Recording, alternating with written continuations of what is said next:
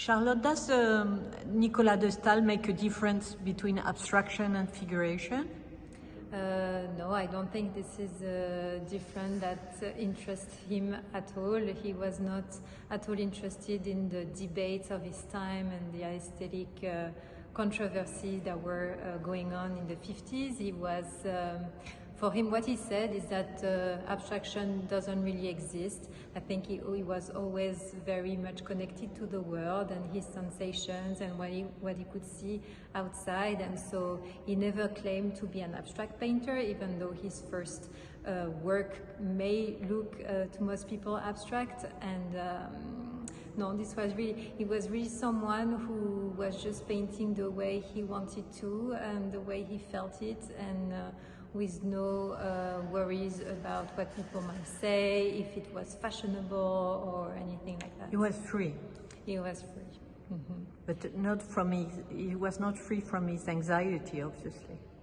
For me, I think in his work, do you think his work does convey a kind of anxiety? I think as a private man was having troubles or maybe anxiety, but I think in his work he was continuously, and until the very end, and the works you have in this room, he was still completely enthusiastic about what he could saw and what he could see. Sorry, and wondered at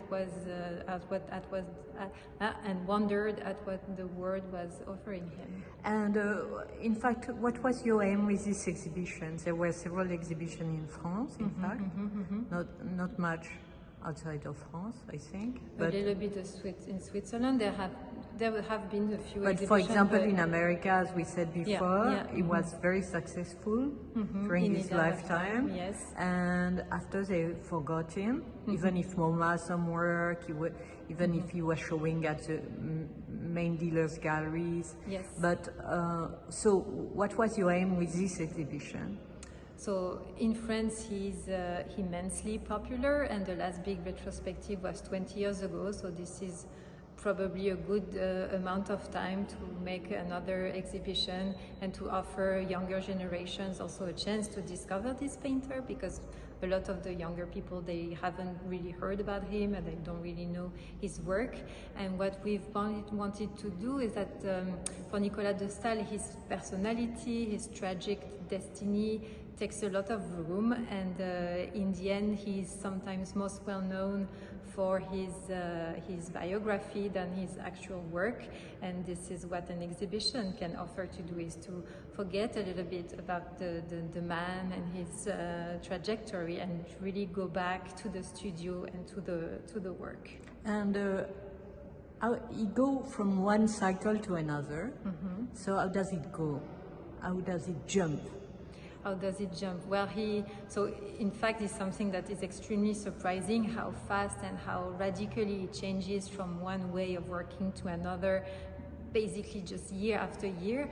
So there's different factors for that. There's first, I would like to say it takes some courage to do that, to not just stay in one way of doing and to constantly try new ways.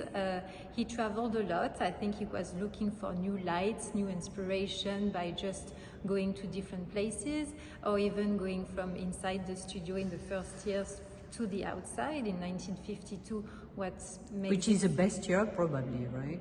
It's really amazing. It's really amazing. Like all these landscapes that he does, that's because he decides to go outside and gets all this sensation from the skies and from the And do you think there are outside. bad periods in his production, or did you try to select the best? Or did you want to show the entire? We are showing the entire thing. He destroyed his very early works, so we are showing just what has survived, basically. But otherwise, we really wanted to be faithful to all the different stations of his career, and among each one of this period to select the very best and what we think are the most powerful works. Merci.